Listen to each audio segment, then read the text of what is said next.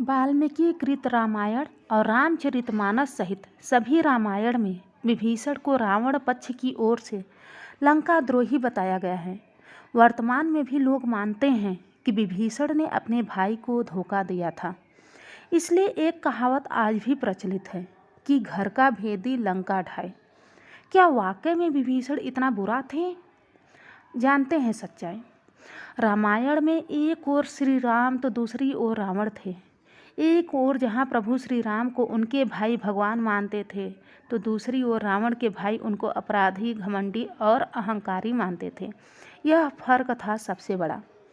रावण के सगे भाई कुंभकर्ण और विभीषण ने उनको बहुत समझाने की कोशिश की।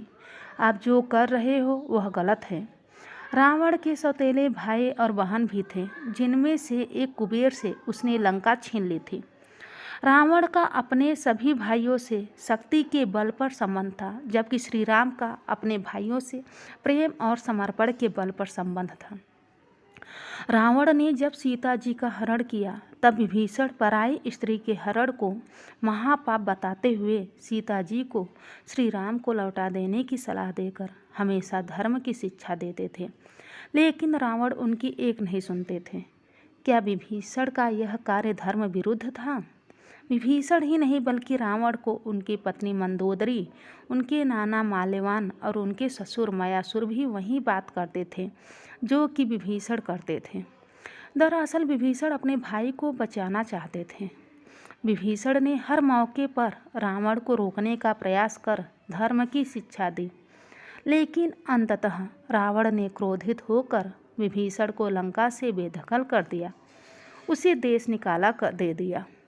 यदि वह ऐसा नहीं करते तो संभवतः विभीषण को लंका में ही रहकर श्री राम से युद्ध करने के लिए जाना ही पड़ता। रावण के निकाले जाने के बाद विभीषण के पास और कोई चारा नहीं था। वे प्रभु श्री राम की शरण में चले गए। वे चाहते थे कि निर्दोष लंकावासी ना मारे जाए और लंका में न्याय का राज्य स्थापित हो। विभीषण श्री राम की शरण में नहीं गए थे कि उन्हें लंकाधिपति या लंकेश बनना था। उनका उद्देश्य तो कुछ और ही था। विभीषण के शरण याचना करने पर सुग्रीव ने श्री राम से उसे शत्रु का भाई व दुष्ट बताकर उनके प्रति आशंका प्रकट की और उसे पकड़कर दंड देने का सुझाव दिया।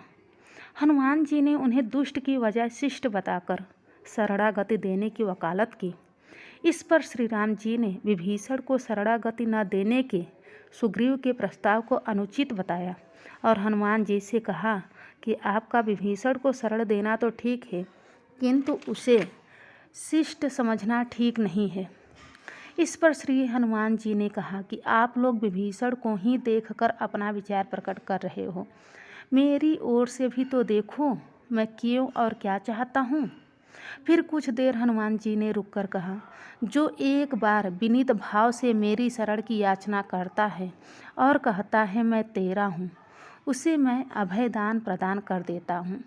यह मेरा व्रत है, इसलिए विभीषण को अवश्य शरण दी जानी चाहिए। कई लोग कहते हैं कि कुंभकर्ण ने अपने भाई का साथ देकर भाई का धर्म निभाया। मेघनाद ने अपने पिता का साथ देकर अपने पुत्र होने का धर्म निभाया, इसलिए लोगों में उनके प्रति सहानुभूति देखी गई। लेकिन कोई यह नहीं सोच पाया कि विभीषण ने श्री राम का साथ देकर सही मायने में ईश्वर के धर्म का धर्म किया। दरअसल आत्मिक जगत में न कोई किसी का भाई है और न पुत्र, न माता और न पिता। आत्मिक और आध्यात्मिक जगत में ईश्वर ही हमारे सब कुछ होते हैं। उनकी ओर से युद्ध लड़ना ही हमारा धर्म होना चाहिए। धर्म रक्षार्थ युद्ध करना ही सच्चा धर्म निभाना होता है। यही वजह थी कि रावण, मेघनाद और कुंभकर्ण जैसे कई महान योद्धा महान शक्तिशाली होकर भी कुछ नहीं थे, लेकिन विभीषण कुछ नहीं होकर भी सब कुछ थे, क्योंकि भगवान श्री राम ने विभीषण को अजर अमर होने का वरदान दिया। विभीषण जी सप्त चिरंजीवियों में से एक हैं और अभी तक विद्यमान हैं। विभीषण को भी हनुमान जी की तरह चिरंजीवी होने का वरदान मिला है। वे भी आज सशरीर जीवित हैं। विभीषण धर्मज्ञानी और दृष्टि प्राप्त व्यक्ति थे। इसी से सिद्ध होता है कि विभीषण न तो घर के भेदी थे और न ही लंका द्रोही। वे तो प्रभु श्री राम के सेवक थे।